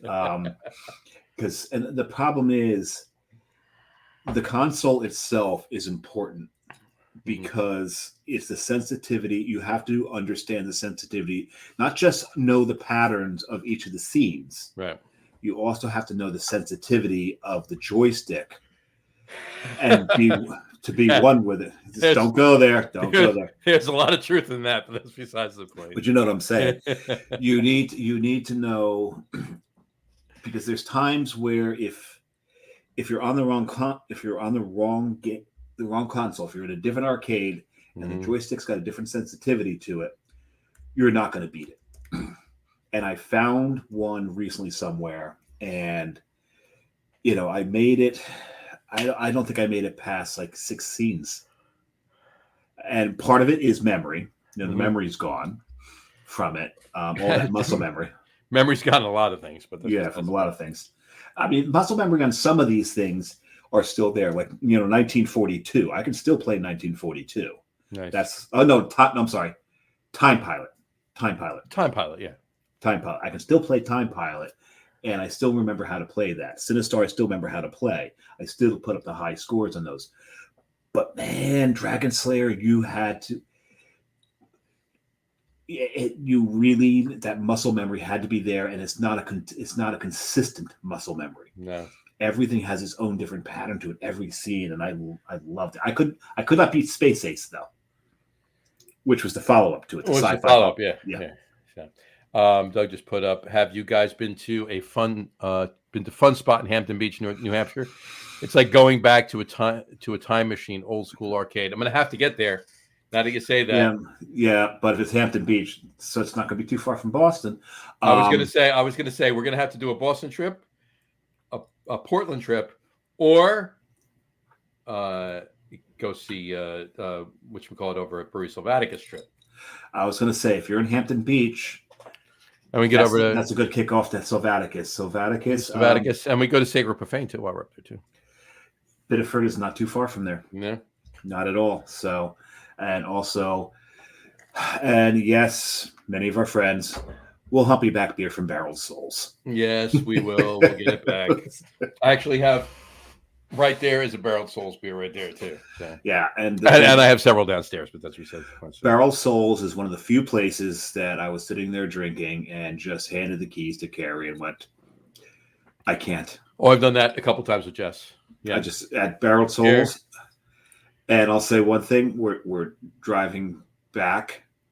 We were staying in New Hampshire near where her brother is in New Hampshire, and I just could not keep my eyes awake. I friggin' passed out in the car. Well, I mean, look at it this way: when we left you that Friday in Portland, and when we left you from where we were over at Allagash and across the street, and you guys went over and you got the BLT like I told you to over at Mass Landing. Yep. We left the city. We went to Barrel Souls and then drove to Boston. So that was fun. Oh my God. So yeah, but yeah, we'll have to try that. There's Morristown has got a place called the Game Vault. The Game Vault. Yeah. It's an old bank and you pay by the hour. There's also Silver Ball in Asbury Park, which is another one you pay by the hour. Silver Ball in Asbury Park is kind of cool. It's really, I got to tell you, the pinball machines. I love playing the pinball machines. I suck at pinball. I love pinball machines. My brother, when he was probably 9-10 years old, all the teenagers in the arcade called him Pinball Wizard. They'd have to put a milk crate in front of the machine. Did he have a subtle wrist? Very subtle wrist. You mean supple wrist? Supple wrist. Yeah, not supple. But they put a milk crate in front of it so he could reach and see what's going on. But man, and there was only ever one pinball machine that he could not pop that I could pop at will. There you go. It's called Lucky Horseshoe, I think. Lucky Horseshoe. I've never seen it since, and it was in it was in Wall Township where Peddler's Village is. Was, because nothing's there. Was, and there was an arcade back in that. Still nothing's corner. There. Still nothing's there. But that back left corner, there was an arcade right next to the record store. Nice. And we would go there, and that was my favorite pinball machine. I did hear that somebody bought it and they're putting up condos. Not a surprise. No, I'm not shocked at all. No. Anyway. And that is right next to the apartment complex that I lived in when I was 6 years old. There you go. Right there. It used to be a Grand Union, by the way. It was a Grand Union there. Yeah. I remember that. Union. I do remember it. And there's a picture somewhere, and I do have it, of my mom, my older brother, myself, my little brother, with Miss New Jersey. Lovely. Taken in that Grand Union. There you go. Lovely. All right. I'm ready for a top three. What do you think? I think so. But remember, we've got a segue into it. We do have a segue into it. So, and that is the shirt I'm wearing. The shirt you're wearing. So, Dave, why don't you tell us about the shirt you're wearing? So, Diversity, it's on tap, is Altravita Beer Company's slogan. Altravita Beer Company, about a year and a half ago, a little over a year and a half ago, got a lot of national awareness and attention, not just in the craft beer community, but in the LGBTQ community, but also all over the place, because there was a shooting at the Q Club in Colorado. They were having a drag night there, and is that in Denver? Or is it in Aurora? Right? Or... I think it's in Denver, actually. Denver. Might be. No, you might be right. It's in Denver. I think it's in Denver, and a gunman came in, killed 5 people. One of the people they killed was the boyfriend of the daughter of the owners of Altravita. The owner of Altravita was a Army veteran. He managed to tackle the gunman and subdue him, and disarm him and subdue him, probably saving many, many, many lives. And because of this, a lot of people really supported the brewery. I immediately, because of what they had done, ordered this shirt. It took nearly a year to get, because so many other people had done it in support of this brewery. And basically what they had gone through, even though he was a hero, just what they witnessed and what they went through, that's really tough. But the reason it segues into our top threes is because the Fieros, Jess, and I just said his name, Jess and Paul. You, Paulie. Fiera, and I just want to make sure I've got their names right. It's in Colorado Springs, by the way. Colorado Springs. Yes, it's Rich. Oh, Rich. Sorry, Rich. I did say Jess and Rich. You did say Rich. I did say Rich. Yeah, so Jess and Rich. Paul's Higgins. It works. But Jess and Rich. That was 2 weeks ago. Yeah, but Jess and Rich are 3 weeks. Yeah, 3 weeks.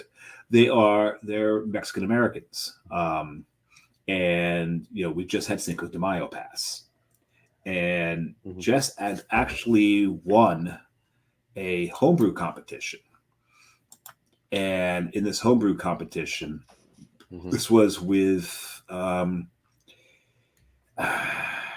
told you at the top of the show, Beerland from Vice TV, and she'd won a competition. This is Jess; she's the head brewer there. She did a tamarind infused bière de garde to win the contest. Tamarind infused bière de garde. Yes, and her daughter is also a brewer, and she wound up getting a scholarship to San Diego State, and she's got an internship into Coronado Brewing. Lovely. But when this happened, she was actually home from school. But the point is, this is one of the very few. There's only 2.2% of all breweries are Hispanic owned. And this is one of those, and they're Mexican, and with Cinco de Mayo just passing. No, I didn't want to show them some love just for basically what they've been through, but also being in a Mexican American owned brewery. I mean, the only other one that I know of at the top of my head is Five Rabbit Cerveceria in Chicago. Right. Funny you said that. I was literally going to say that myself. I was like, there's Five Rabbits, right? There's Five Rabbits.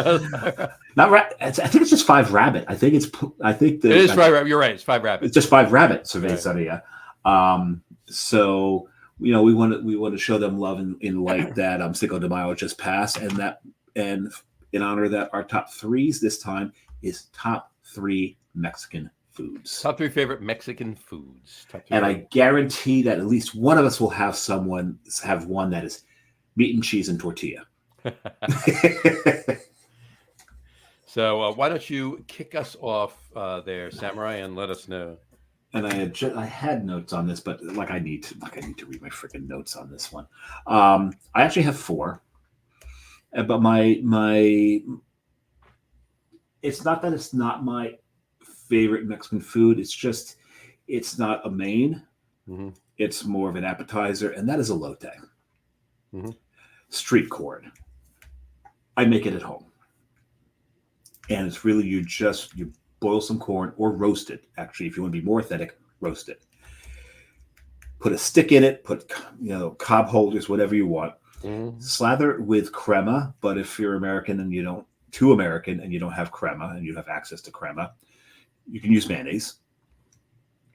There you go. You can. You roll it in cotija cheese, and then sprinkle it with cayenne pepper, and that is elote.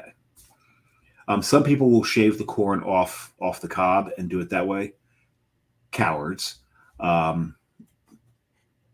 It's still delicious that way, but I like it off the cob. So that would be my honorable mention, only because it's an app.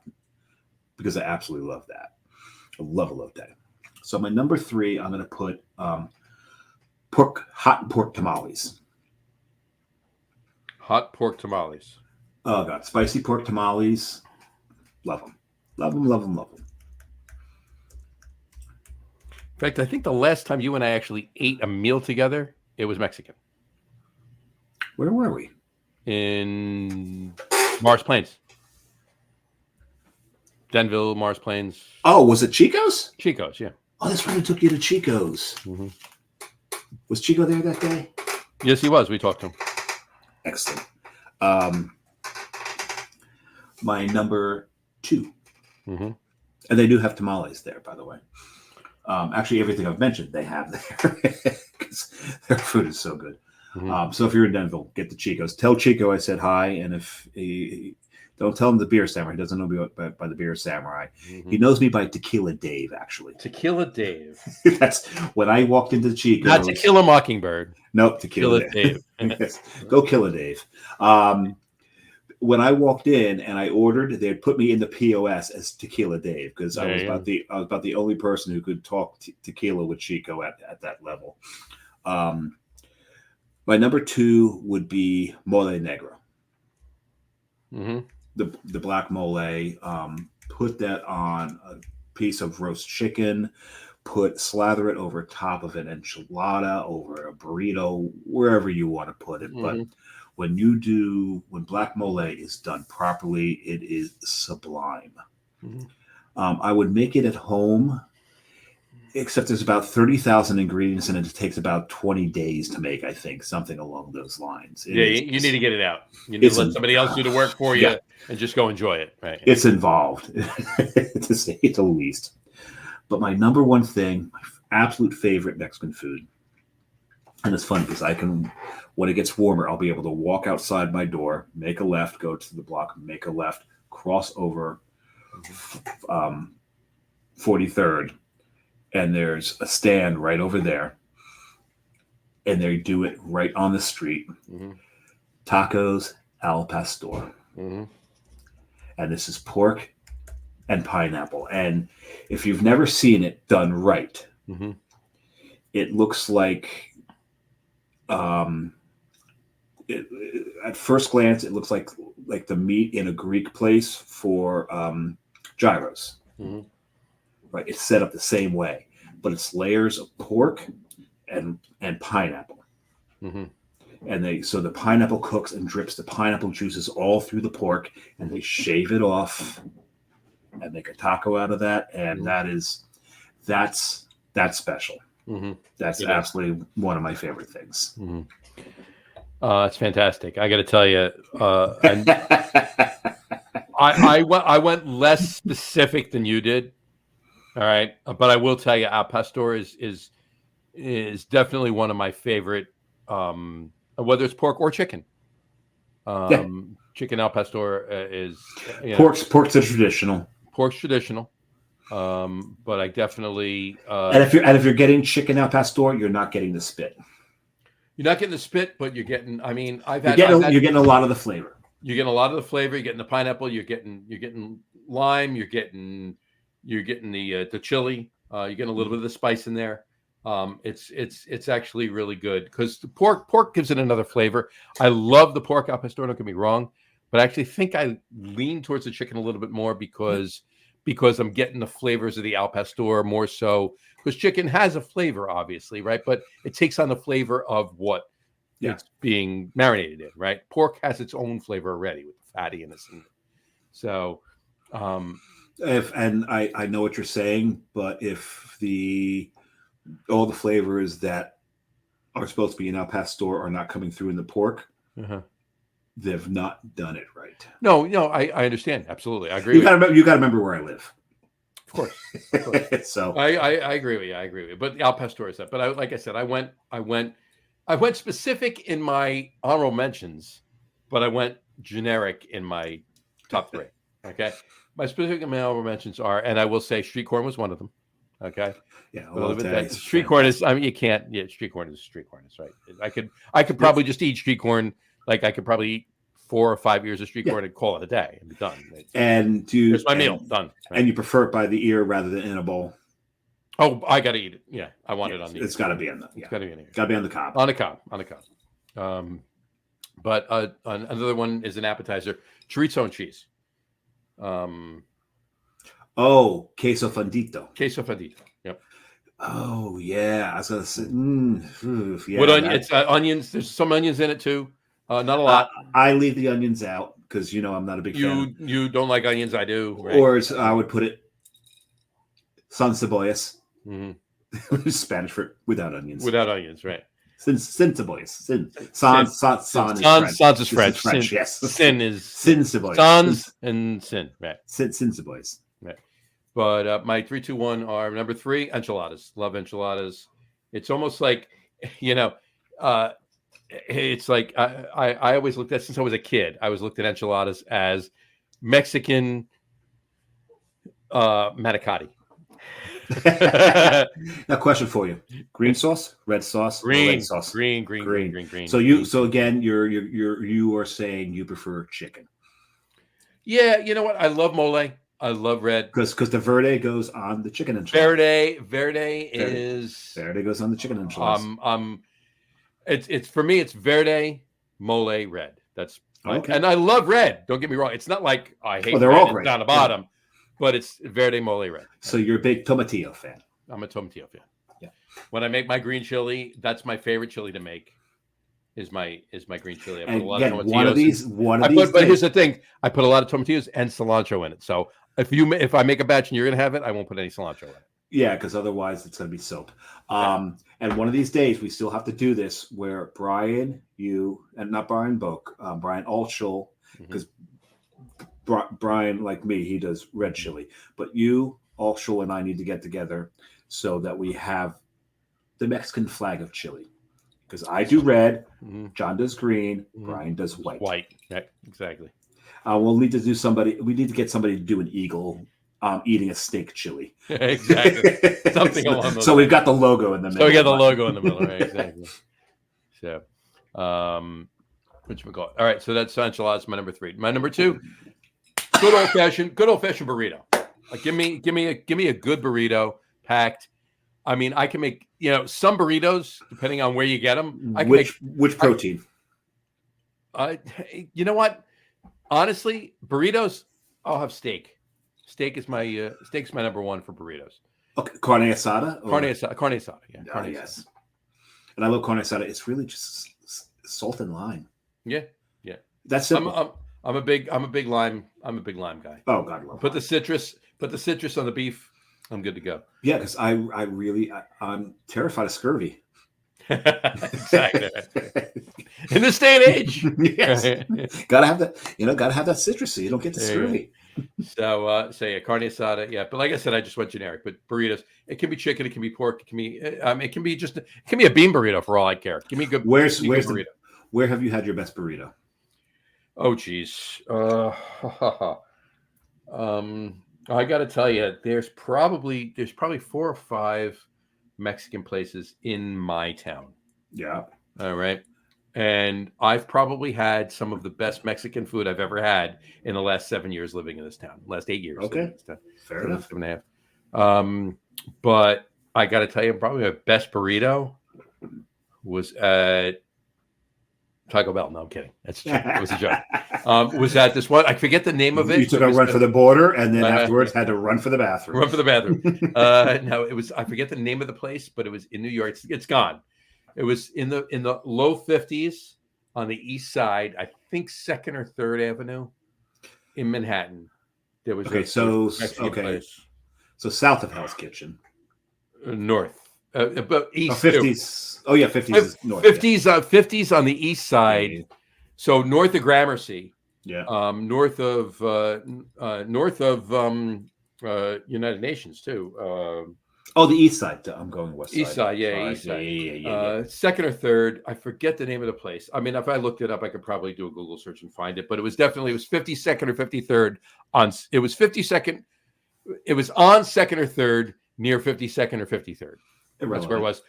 Best burrito I ever had. I still, in my mind, and I'm going back 30 years, I had this burrito, right?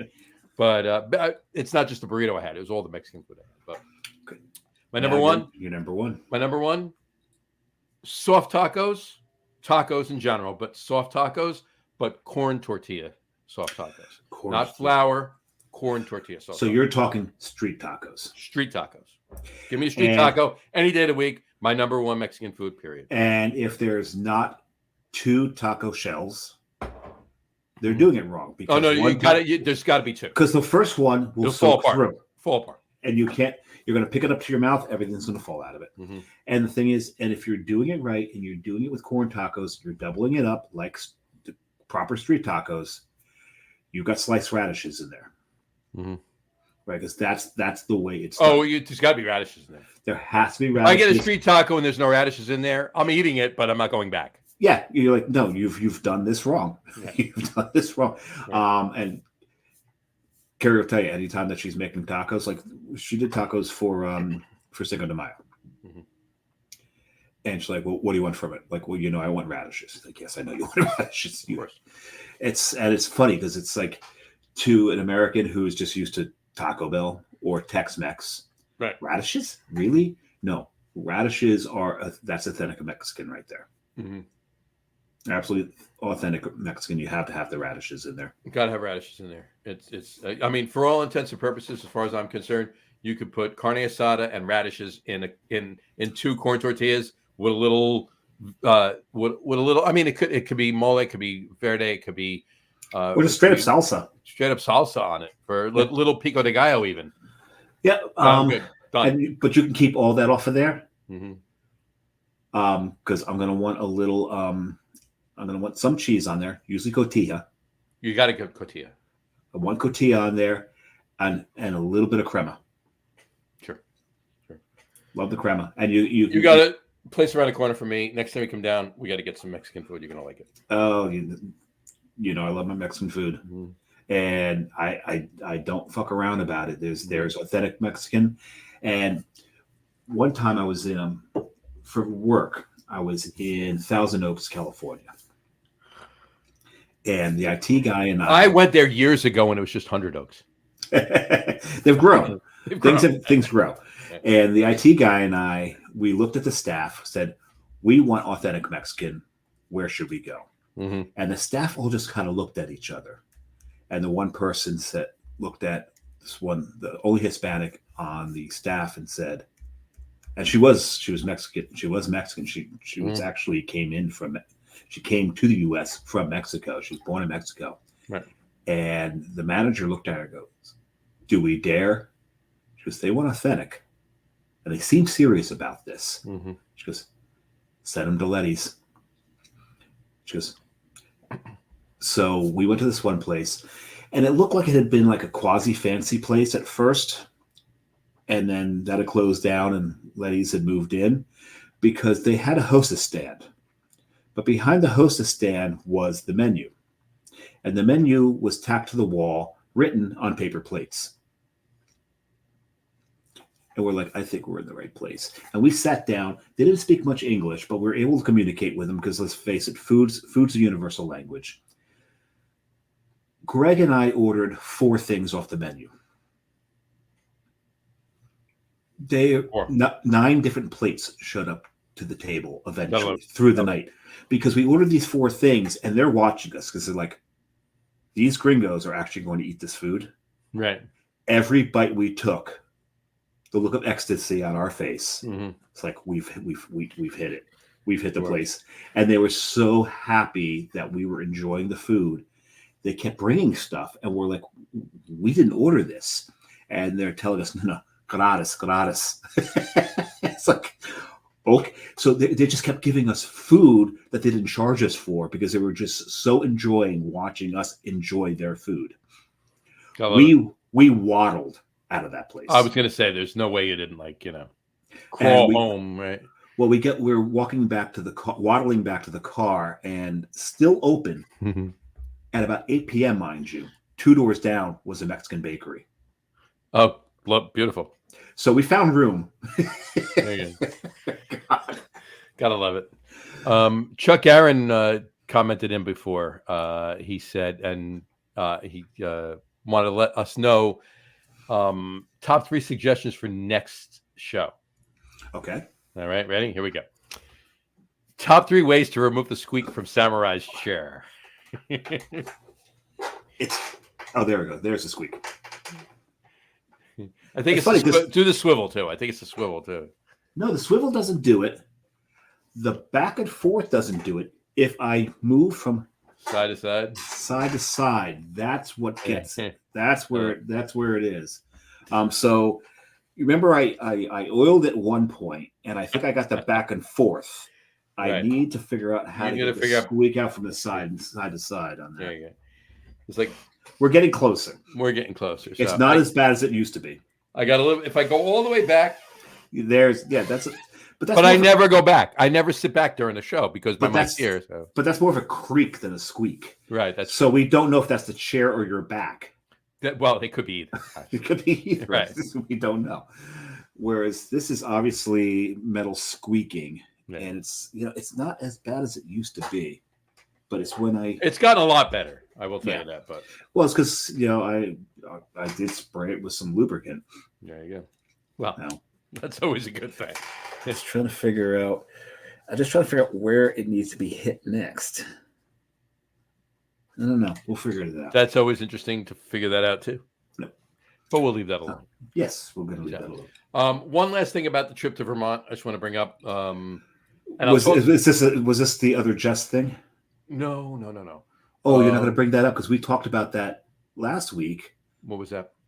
About where our decals show up. Oh. Well, it's right. Yeah, it's right on the. It's a half a block away, actually, from Switchback and Burlington Beer Company. And this would be, again, this is very much a Jess thing. It's the tallest file cabinet. The world's tallest file cabinet, yes. So here's the picture, and you can see at the top of it, the file cabinet going up. It goes up about 100 feet, I'd say. Okay, but let me zoom in to the base.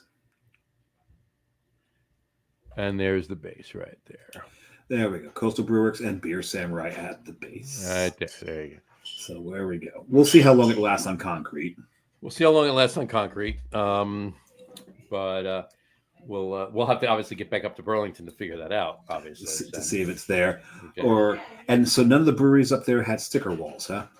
Nobody had sticker walls. Nobody had coolers that I could put stickers on. Nothing. Really? The only other thing I did, and I was bringing that up right now, the only thing I did, I'm just trying to pull it up right now, was I told you the video game place. Yep. All right. This is behind the bar at the video game place. See all the stickers? Oh, nice. All right. I'm going to zoom in. Oh, nice. There we go. In that corner right there. Right in the corner, right in the crease. Right. I need more coastal stickers. We got two new ones coming. We got a wave and the regular logo too. Well, whichever one you need me to get out there, you definitely got to get them to me before I go to Pittsburgh in July and Seattle. Oh, you'll have them well before that because they'll be ready for something that's coming up soon. More on that. I've heard something about this. More on that in a week. There's a little buzz in the air about that. Yeah, more on that in a week or two. So, but the other thing I was going to mention really quick about Vermont, we did hit 2 distilleries. We'll talk more about this tomorrow night on the And a Chaser podcast because I do want to get a little bit more in that. But we went to Bar Hill, which they do gins there. They're known for gin, and by self-definition, John is a gin whore. Yep, guilty as charged. Guilty as charged. Right. And we also went to one of the Smuggler's Notch outlets. We didn't go to the actual distillery. They have a few. Well, they've got one in Burlington. They have one in Burlington, right on Church Street. So we're in there. Did bring home a bottle of maple gin. Interesting. Yeah, and I had to taste it, right? And I was like, okay, well, this is either going to be delicious or weird. Oh, and it was in fact delicious. So, by the way, John, that will be making an appearance at some point on the End of Chaser podcast. And on John's recommendation, probably within a week, did receive. Bless you. John says, "Bless you, Maddie." I did receive my bottle of Sugar Bob's smoked maple. You bought it. Awesome. Oh yeah. There you go. So I will figure out something to do. Well, that's not going to be for tomorrow because we're not. No, it's not for tomorrow. Yeah. But in one of the shows, because I'm going to pair it with something that I don't know that anybody would think to pair it with. So fair enough. I did want to show you this. I went to one liquor store in Burlington to pick up a bottle of something, which I'll talk about. I won't even talk about on the show. I'll talk about tomorrow night. But I do want to show this, and I'll bring this up tomorrow night as well.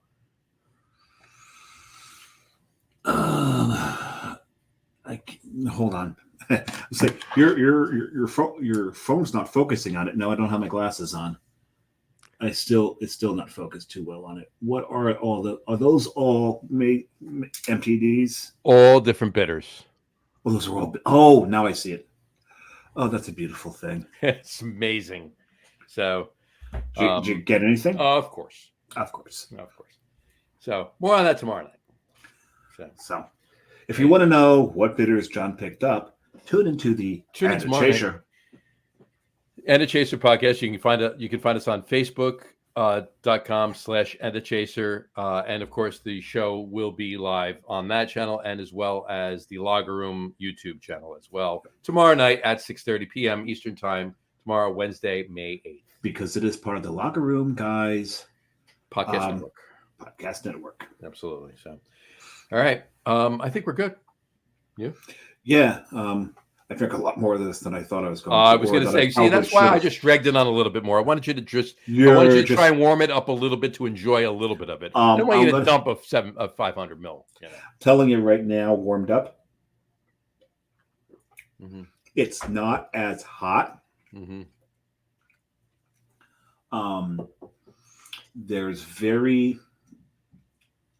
The malting becomes aggressive. Okay. To the point where the malts are part of the mouthfeel. Oh, wow. Fair enough. All right. But it still has that. It still drinks like a very young barley wine. Okay. American barley wine or English barley wine? American. Okay. All right. So there's a bitterness to it. I'm saying there's a hop profile. There's a bitterness, but it's not from hops. It's weird because on one hand, yes, it drinks very much like a very young English barley wine. But the problem, the reason I didn't go there with it is because I'm not sure there's any such thing as a very young English barley wine. No, yeah, you're right on that note. You're right on that. So it's got that. It's got that precursor to being an English barley wine is that it's aged long enough to. Yeah, it's what it's. Let's put it this way. Smooth. As Colonel Sherman T. Potter said, not enough O's and smooth. Too. Yes, but I would put it this way: the Cellarman at an English. You're talking about the Cellarman, not the Kellerman. Kellerman was a place in the Catskills. Was a place where people went to vacation in the summer, and that was the topic of Dirty Dancing. Kellerman. Yes, yeah. But Kellerman would also be the way the Germans say Cellarman. Oh, the Kellerman, right? Yeah. Kellerman. So the Cellarman in a British brewery has tasted the barley wine and said, "Nope, not good for consumption yet." That would be this. Fair enough. Not good for consumption yet. Let's bottle it for them, right? Yeah, let's bottle this for another 3 years, at least 2, maybe. But this is well, your job. Should you choose to accept it, buy another bottle. Where did you get that, by the way? Did you get that here? Or did you get that when you were over? No. That was where the hell did I pick this up? Where were we that I bought this? I have no idea where I was. All right, you got to figure out where you bought it. Here's your job. Here's your duty. All right. You want me to do my duty? You got to do your due diligence. Right here. Oh, diligence. It's like right here on the show. Right. No. Figure out where you bought it. Go buy another. Put it away.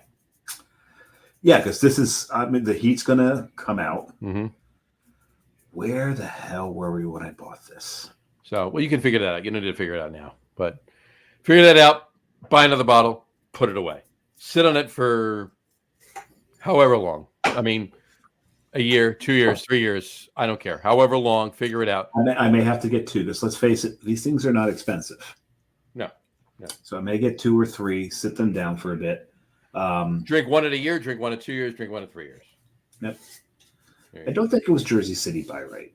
Can't remember where the hell we got this. We'll figure it out, and there you go. That's your job. It's the same place where I got the Von Trapp. Fair enough. All right. I'm good. You happy? Well, buzzed. Yeah. I'll tell you that. We got a good show next week. A show that we've been wanting to do for a while now. Yes. Okay. About beer mail, right? Not beer mail like friends sending friends or beer trading or anything else. No. Talking about Tavor. We're talking about beer drop. We're talking about halftime. We're talking about beer by mail, if you will. Okay. No, mail order beer. Mail order beer. There you go. Like that. Mail order beer. Brew Guru himself, John Stardomsky, will be on next week's show with us, and we'll be the king of mail order beer. The three of us will be drinking nothing but beer that we've gotten in the mail on the show, and we'll be talking about all of the services and what we think of it and our opinions and so forth and so on. And tune in. It's going to be a good show. You're going to want to watch that, and you're going to want to watch it live. Comment in, talk about your experiences with beer mail as well. Yes, please. And because we want you to, that's important to the show. And then, of course, rewatch it afterwards. But on that note, for this show, we will wrap up for today. We are going to, yes. Absolutely. We want to thank everybody for watching. And for those of you just listening to the audio podcast, thanks for listening. Don't forget to visit our website, www.loggerroom.com. That's LAGERROOM.com. And please remember, like us and follow us on all of our social media, Facebook, Twitter, Instagram, and, of course, our YouTube channel. All of them are at The Logger Room. Remember, we go live with the video podcast on Facebook, YouTube, X, and Twitch every Tuesday night around 6:30 p.m. Eastern Time, unless I break another glass. Mm-hmm. And for those of you who just want to listen, don't do that. I know.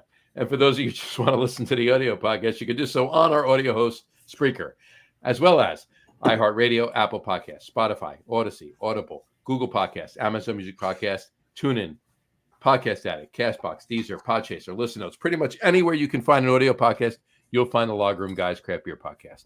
And if you haven't done so already, please subscribe to one or more of those feeds, and you will never miss a show. I remember where I got this now. Where'd you get it? Total Wine in Wayne. Total Wine and Total Yep. Total Wine and Total Way. Yes. So maybe Total Wine and Totowa. There you go. I'm tired of towing the line in Total Wine and Totowa. Say that fast 5 times. Oh, Toto, there's no place like home. There you go. Hold the line. I don't know that. No, total. Beer isn't always on time. There you go. Baby, I'm tired of towing the line. Beer towing the line. Oh, you went yellow on there. That was Rocky Burnett. Oh, it's Rocky Burnett. Okay. Rocky Burnett. Tired of towing the line. Yeah, you're right. It was Rocky Burnett. Right. Tow the line was 33 special. Towing the line. Hold the line was. Hold the line. Hold the line. No, that was Toto. Toto. Right. Back to Toto.